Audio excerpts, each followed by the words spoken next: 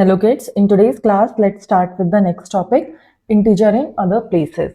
So, till now we have already understood that what are integers. It is a set of positive numbers, negative numbers and 0, where 0 is not it is not counted in positive or the negative numbers. So, let's see at what places we use the integers. First come the credits and debits. So example here given is that suppose you open a bank account at your local bank with 100 rupee that you had been saving over the last month, and now your bank balance therefore it starts from 200. Then you make a rupee 60 at your job and next day and you deposit it in your account. So what it says is that you have account in the bank where you already have saved rupees 100. This is the amount which is already there in your bank account which you have already saved. Now to it, what you do is you add another rupees 60 after your job day. This is shown in your bank passport as a passbook as a credit. So this information is stored as a credit. So before jumping into this example, kids, let's understand what is a credit and what is a debit here. So credit is the amount which we add to the bank account, okay, and debit is the amount which we take out. So we can say that credit is a positive transaction. Here we are adding to the account, and debit is the negative transaction. Negative as in we are taking from our account. We are taking out the money from our account, so there will be subtraction involved in this. Okay, so now in the given example, we already have rupees 100 in our account, and to this we are adding rupees 60. So since we are adding rupees 60, this is a credit. Okay, and now your new bank balance is rupees 100, which was already there, plus rupees 60. So that makes a total of rupees 160 in the bank account. Now, the next day you pay your electric bill of rupees 30 using your bank account. So what happens the very next day? That you pay your account. So when you pay something, that means you take out the money. So this payment using your bank account, this is example of the debit. Okay, this is debit scenario. So what will happen? From rupees 160 which was saved in the account, rupees 30 would be deducted now. Okay, this is shown in your bank passbook as a debit. So for every account in the bank, we have a bank passbook which store all the information, that what are the different transactions done, that is how much money is added at what day, how much amount has been taken out on what day, and what is the total available balance. This is the minimum information, and apart from it there is more information to it. Okay, so now this addition of money will be added as a credit in the passbook, and this where we are taking out the money, this will be added as a debit in the passbook. Okay, so now what is the new balance? The new balance will be subtraction of this two, which will be rupees 130 now. Okay, because now rupees 30 has been taken to pay the bill. Now the next day you make a major purchase for your business of rupees 150 again. This is shown as a debit. So now what happens is, currently you have rupees 130 now after paying the bill, and the very next day you make a big purchase where again you will have to pay the amount. So that's again in the category of debit. So what will happen? Rupees 130, from this you are taking away rupees 150. So that means there is a sum of negative sum of rupees 30 in your, sorry, rupees 20 in your bank. Okay, so 150 is the amount of purchase which you have done. For this you have taken out the money, and this is rupees minus 20 which is available in your bank. So there are certain banks which allow the negative balance. Okay, so here this is one of those example. So yes, some banks do allow your account balance to become negative temporarily. Some banks also charge you an additional amount if your balance becomes negative in the form of interest or fee. So interest and all this we will cover in the next grades, kids. Now your strategic large purchase the previous day allows you to make rupees 200 at your next day. So what it says is that when we invested rupees 150 to it, using that you made a uh, you in your business you made rupees 200 the next day. So when you make 200 the next day, what you did again, you added that account in your bank. So we have minus rupees 20 in the bank. To this we are adding rupees 200. So what will be the total amount in the total balance in the account now? It will be rupees 180. Okay, this is rupees 180 in the account now, and this 200 addition into the bank, it will be again covered under the category of credit. Okay, now, you can think of credit as positive numbers and debit as negative numbers. This we have already done. Now, the total of all your credits and debits is your total bank account balance. So, with this also we have seen that whenever we are doing any transaction in the bank, adding or subtracting, that means credit or debit from the bank account, then the amount, that the balance amount will be the positives or negatives, all operations will be done and we will get the total amount left in the account balance. So in general, it is better to try to keep a positive balance in your account. So this basically, this is a note for us. So kids, now we know that what is credit and debit, right? Now let us move to this, figure it out. So we have a question first. Suppose you start with 0 in your bank account and then you have credits of rupees 30, 40 and 50. So let me write this answer here, answer 1. So when I am saying that we have a credit of rupees, we have a credit of rupees 30, we have a credit of rupees 40 and we have a credit of rupees 50. So that means all these amount has been added to the bank account. Added to what? Current amount is 0 to 0. We are adding all these three. So this is 40 plus 30 is 70. 70 plus 20 is rupees 120. So after adding the credit, after credit, what is my new account balance? Rupees 120. Now, and debits of rupees 40, 50 and 60. So what is next? Now a debit has been done. This is the amount which has been debited. Rupees 40, rupees 50 and rupees 60. So this makes a total of rupees 150. So now from rupees 120, we have debited rupees 150. That means my new account balance is in negative. Rupees, this is rupees 30. We have rupees 30 in our bank account now. This is what we have to find out. What is your bank balance now? So this is the bank balance. It is in negative. Okay, so I hope this is easy. The simple addition and subtraction, you just have to make sure that you are adding in the case of credit and in the case of debit you are doing the subtraction. Okay, second question is, suppose you start with 0 in your bank account and then you have a debit of these many numbers and then a single credit of 256. What is your bank balance now? So kids, I am leaving this as the homework. I am giving you a hint. Since here we are talking about negative, so we are taking away from here. Okay, sorry, let me mark the arrow as this. Taking away, we are taking away. So we have to sum these all up and we have to find out the total amount which has been debit from the account, which has been debit from 0. So this, the total of this will be in negative because we are talking about debit. Then a single credit. Now what happened is 256 has been added. This is a credit to it. What is your bank balance now? So the sum of this has to be subtracted from 256. There you will get the balance account. Okay, this is how we have to do this question. Now coming to question, so I'm just writing the hint here.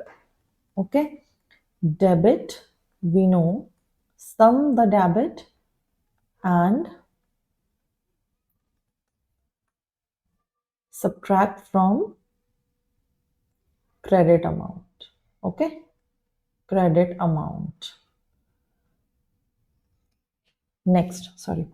So we have question number third now, which is why is it generally better to try and maintain a positive balance in your bank account? What are the circumstances under which it may be worthwhile to temporarily have a negative balance? So basically, this is a theoretical question only. So it is always advisable, kids, to have a positive amount, a positive balance in the bank account, because some of the banks, they can also they charges a penalty, they put the interest. Also, there might be cases they can also close your account. Okay, so and this is from the bank point, and from our point it is always advisable to keep some money, so in that case, in the case of emergency, you can use them. Okay, and under what circumstances it may be worthwhile, we have to have a temporarily negative balance. So if there is a case of emergency and you have to take out all the money, in that scenario it is advisable, but then again you should fix it as soon as possible. Okay, so this is done. Now next we have, as you can see, the positive and negative numbers along with zero are extremely useful in the world of banking and accounting. So here we have learned how integers have been used, helped in the case of the banking. Similarly, we have these integers, they are also used in certain measurements, like we measure the height of geographical features like mountains, plateaus, and deserts from sea level. We know this, we have done this in our social studies, that all the measurements are done for our geographical structures or any structure, it is done from the sea level, because the sea level never changes. Now, the height at sea level is 0 meter. So that means we consider this is, in this diagram, it has been shown this is at 0 meters. The above numbers from this are in positive, and the heights or the depth below it, below the 0 point, they are taken in negative numbers. Height above the sea level, they are positive, below are the negative. Now, look at the geographical cross section which is given here. Fill in the respective heights. So what we have to do here, these are the different heights. So kids, this 0 is our sea level here. Okay, all the structures above it, they are above the sea level. All the structures below it, they are below the sea level, and the sea level mark is marked at 0 meters here. Okay, so now let's do this. A, this is our A. This A is 1500 meters from the sea level. So this is 1500 meters. B is in negative, it is downwards. So we have minus 500 meter or 500 meter below the sea level. C, C is here, it is in between 0 and 2 and 500. So this is around 250 meters. This is in positive, it is above the sea level. Same with A part. Coming to D, D is below and it is 1, 2, 3. So again, it is 1250 meters below the sea level. Okay. Coming to E, E is above the sea level. It is 1250. 1250 meters above the sea level. Now we have F. In F, it is 250 meters below the sea level. And the last is G. Last is G. It is just 100 meters above the sea level. So these are the heights we have measured, keeping sea level at 0 meters here. Now, coming to the next questions, which is the highest point? Highest point is A. What is the lowest point? Lowest point is D here. Okay. Can you write down the points A, B to G in the sequence of decreasing order of heights? Decreasing order means we have to begin with the highest number in the terms of height going to the lowest one. Can you write the points in the sequence of increasing order of heights? Okay. So let's start with the answer number 2. I am starting with the decreasing heights first. Decreasing heights. Okay. So this is big to small, right? So what we have here is, first of all, we have A. It has the maximum value, biggest one. After A, we have E, right? Then C and then G. A, E, C and G. After G, we will come to the negative numbers now. So here we know that if the more negative the number, That means it has the lowest value. So after G, we will have F. Okay. After F, we will have B. After B, we will have D. So this is in the case of decreasing heights. And if we reverse it, it will be case of increasing heights. Okay. The reverse is increasing and this is decreasing. Simple. Next, this is done. What is the highest point above sea level on Earth? So the highest point is A. What is its height? Its height is 1500 meters above the sea level. Now, what is the lowest point with respect to sea level on land or on the ocean floor?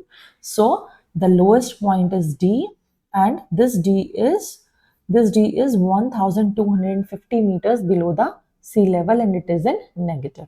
Okay, so this is easy, kids. We know that how we have to analyze this picture.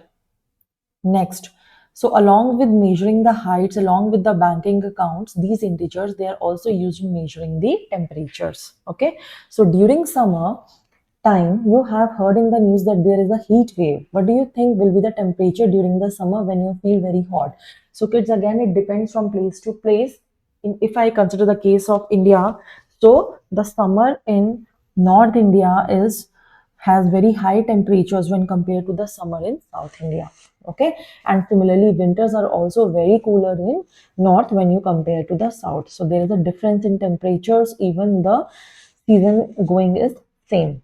So what we have been told here is in the winter we have cooler or colder temperatures. What has been the maximum temperature during the summer and minimum during the winter last year in your area? So this is something, kids, which you have to find out. Okay. Next, when we measure temperature, we use Celsius as the unit of measurement of the temperature. The thermometers below are showing 40 degrees Celsius and 15 degrees Celsius. So this is 40 and this is 15 here. Okay. So the lower the temperature, it means there is more cold. Okay. Now, first question is, do you know that there are some places in India where temperature can go below 0 degrees Celsius? Yes, there are certain places in Himachal, there are certain places in Jammu and Kashmir, Leh, Ladakh, where it goes below. Find out the places in India. This we have just discussed. Now, what is common among these places? So the most common among these places are, all these regions are the mountains. Okay, and mostly they are part of Himalayas. Why does it become colder there and not in other places? Because of the reason that there are more of mountains. Okay, they are very high mountain ranges which are not there in every part of India. Next question is, Leh in Ladakh gets very cold during the winter. The following is the table of temperature readings taken during different times of day and night in Leh on a day in November. So for a particular day in November, the temperature at different timings is measured. Match the temperature with the appropriate time of the day and night.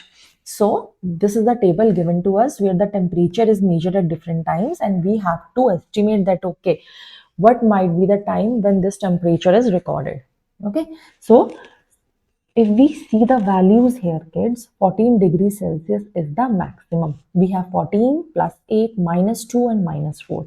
So here plus 14 is the maximum temperature, and the timing given to us are 2 a.m. which is in the night, or you can say very early morning, 11 p.m. in the night, 2 p.m. in the afternoon, and 11 a.m. in the morning. Okay, so these are the timings which are given to us. So now let us do one thing. Let's try to map them. 14 degrees Celsius is the maximum temperature which is possible in the afternoon, right? Then we have 8 degrees Celsius, which is high when compared to minus 2 and minus 4. So 8 is around, 8 is also around 11 a.m. in the morning. Now we have minus 2 and minus 4, and we are left with 2 a.m. and 11 p.m. We know, kids, that when at night we have low temperatures which go on decreasing as the night increases. Okay, so that means minus 2 is probable at 11 p.m. and minus 4 at 2 a.m. Okay, so this is how we have to map these temperatures with the time. Okay, Now what we have is we have exploration with the integers. So a hollow grid is given to us. This is the kind of game where we have marked with some positive and negative numbers, that is integers, in a way that whenever we add any row or column, we get the same sum. Okay, so let us try to see the very first grid. Here, I am focusing on the first row. Okay. If I try to add, I will have 4 plus minus 1 plus minus 3. That is 4 plus minus 3 plus minus 1 is minus 4, or you can say 4 minus 4, which is giving me 0 as a sum. Okay. Now, if I come here, why I'm taking this? Because here we don't have the full information. Okay. So, in the third one, we have minus 1 plus minus 1 plus 2. That is minus 2 plus 2, which is again 0. Correct? Now, I'm taking the first column. In the first column, we have 4 plus minus 3 plus minus 1, which is again 4 minus 4, and this is giving us a sum of 0. And the last column, where we have 3 minus 3 plus 1 plus 2, which is equal to minus 3, 2 plus 1 is 3 again, and 0. So what we have seen here is that in this particular grid, the sum of each column and sum of each row is giving us 0. And now what we are expected to do is we have to fill in the information in this box in a way, in this box, or I should say as a cell, in this cell, in a way that we get 0 as a sum in this row and in this column as well. Okay, so kids, we have minus 3 and 1. So if I add minus 3 to 1, I'll get minus 2. What should I add to this minus 2 so that I should get 0? Okay, so if I add plus 2 to this minus 2, this will become 0, right? So that means plus 2 is one of the possibility that if I add here, I will get 0 here in this row. Okay, so I'm taking this number aside. Now let me try to solve this column also. So we have minus 1 and we have one more minus 1, and then we have to add something to it so that we get the sum as 0. So that means we have minus 2, we have to add something so that we should get 0.